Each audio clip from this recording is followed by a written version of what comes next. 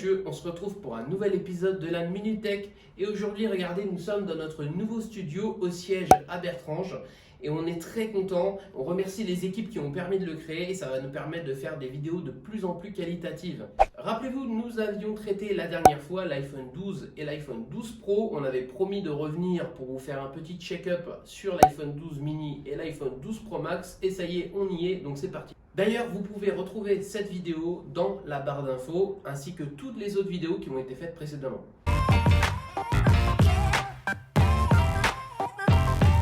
Et on commence tout de suite avec l'iPhone 12 mini, clairement le même design qu'un iPhone 12 normal, avec l'arrière en brillant, les côtés en mat, et ça fait clairement penser à un iPhone SE, cette petite taille très compacte, et c'est très agréable en main, très léger. Pour l'iPhone 12 Pro Max, tous les clients sont unanimes, le rendu est premium et luxueux. Quand on sort le téléphone de la boîte, on a vraiment cet effet de waouh, on a les bordures qui sont comme l'iPhone 12 Pro chromé et l'arrière qui est en mat poli. C'est vraiment un plaisir à voir.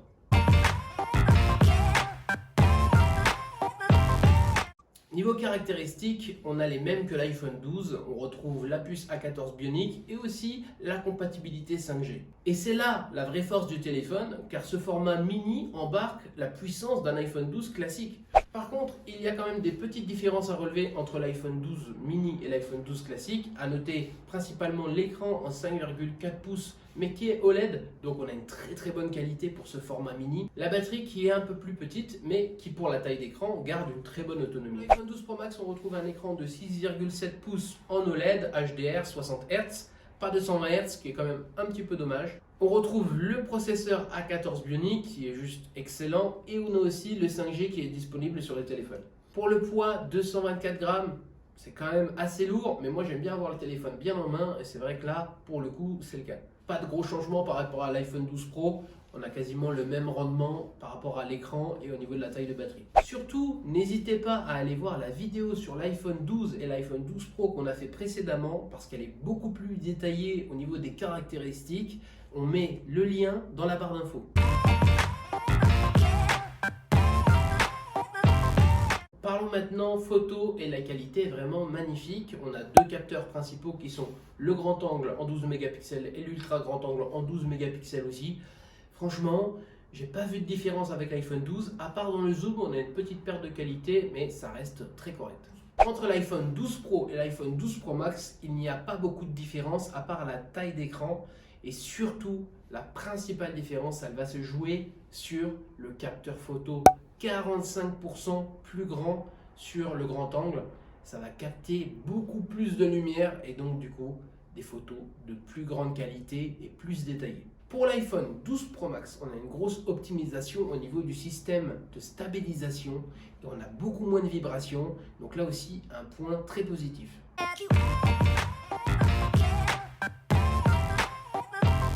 Pour conclure, l'iPhone 12 mini est très puissant, il est compact, il est très utile, regardez, pratique comme tout. On le met dans la poche, hop, on le sort.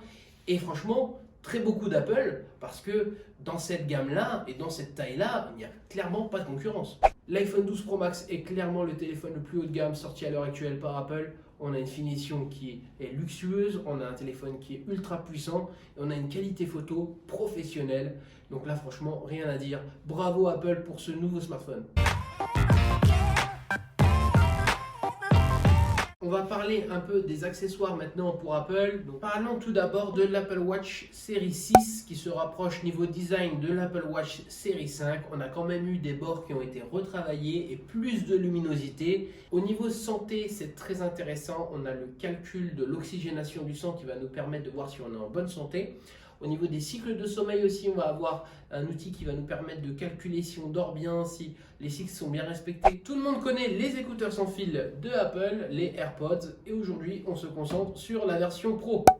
La plus grosse amélioration au niveau des AirPods Pro, c'est la réduction active de bruit. C'est-à-dire que le bruit environnant va être complètement supprimé pour se concentrer sur la musique et sur la qualité des appels. Grosse nouveauté au niveau des accessoires, le MagSafe. Donc c'est un rond aimanté qui se trouve à l'arrière des iPhones qui va nous permettre de mettre des porte-cartes, des chargeurs externes et on l'espère dans l'avenir de nouveaux accessoires qui vont être compatibles.